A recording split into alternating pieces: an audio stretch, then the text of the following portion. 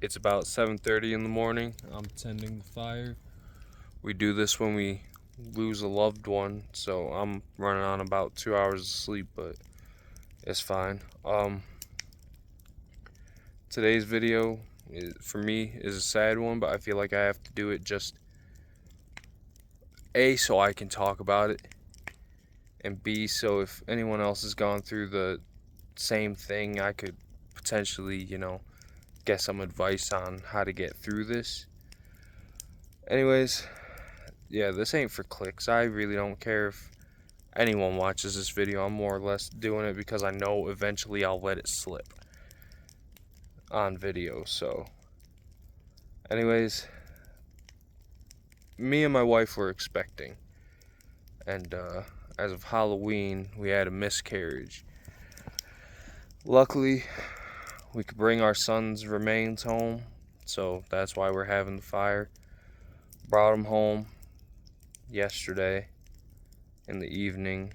My wife had to get sent to a different hospital and everything. It was a hell of a time, but yeah, we miscarried and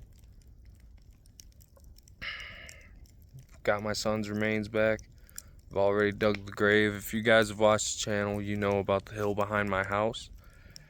And if you've watched for a while, you'll know that the top of that hill has the best view of the mountains, so that's where my son's gonna go. And it's crazy to think, because this next week is when I was gonna tell all of you guys about the baby, but guess there was different plans. But yeah, I'll be burying my son today, so I'm just watching over his fire. I don't really even know what to say.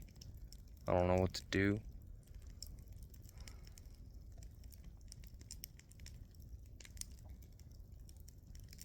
Don't even know why I'm making this video, honestly. I'm just hoping it gives me some sort of weird closure, whatever, I don't know. Or maybe some of you have gone through it like I said and have some advice. But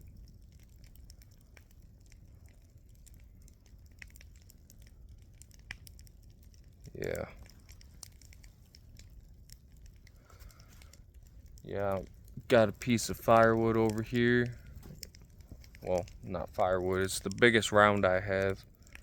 So for now, I'm carving his name into it, putting it up there. It's about a 50-pound block.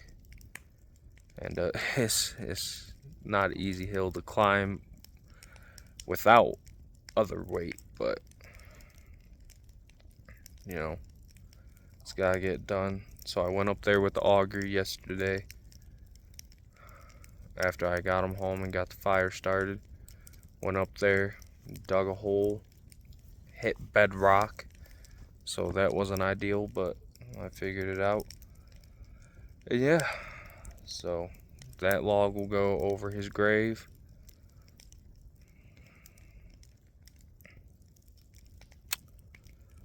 Yeah, my whole plan for this video was to, run the mill and everything, and I was looking forward to that.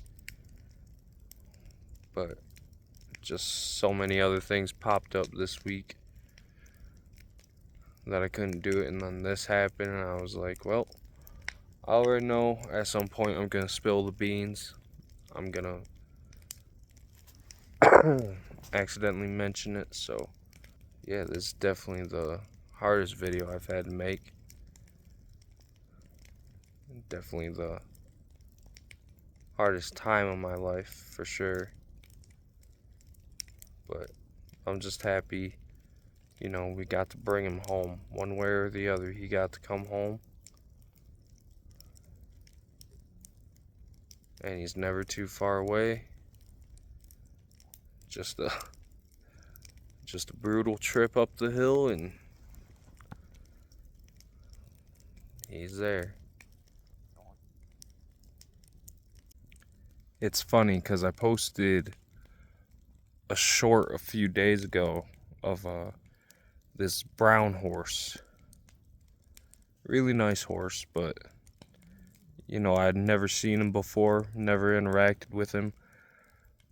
And he wanted to go to my wife, but me not knowing him, you know, I didn't know what his intentions were. He was walking pretty quickly towards her, so I just got in between them. And you know, horses are sacred to our people. So, you know, I didn't know what he was gonna do. So, I just kept him distanced from my wife and the baby. And eventually she went in the house, and that's when he started letting me pet him and everything. He cooled down, and it just makes me wonder, like, if he knew something was wrong, or if he wanted, you know, if he just wanted to see my wife, to see the baby. My mom actually put it in a really nice way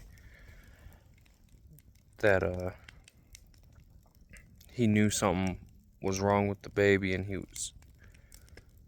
was preparing to take him home. So I like the way she said that, and he's been by every day since that day. And after we brought him home, I had to go buy a knife so I could carve my son's name into that log. And I didn't see any of the horses on our way home, but when I went to the store, they were all waiting at my mother-in-law's house. And he was the one. He was up front, and he was staring at my truck coming down. So I pulled over, and I guess some sort of coping mechanism told me, you know what, tell him. So I told him the news, that the baby was gone. I had my window rolled all the way down, had my arm out, wasn't trying to pet him or nothing, but as I started to drive off, he tipped my hand with his nose, and then he just walked off. I haven't seen him all night. Usually they come by at least once. So, and like my mom said, it's almost like he was ready to take my son home. So I'm hoping that horse comes back. I have some feed for him. I have feed for all of them, you know.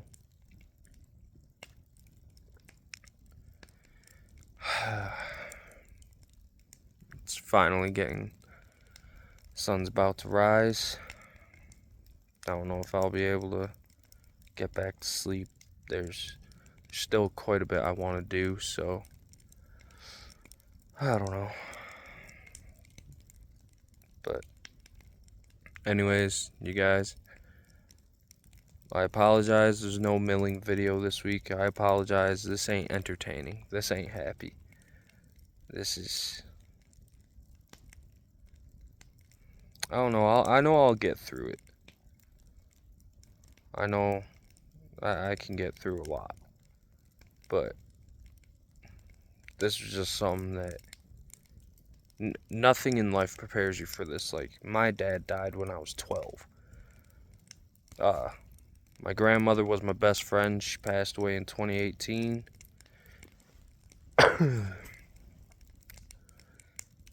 And yeah, like, I've lost people. You know, I've dealt with a lot less than others, more than some, you know. But nothing in my life has ever prepared me for this.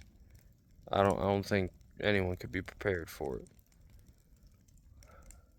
I'm just glad it went. I'm happy that it went the way it did, instead of him being taken away from us after making it into the world. So yeah,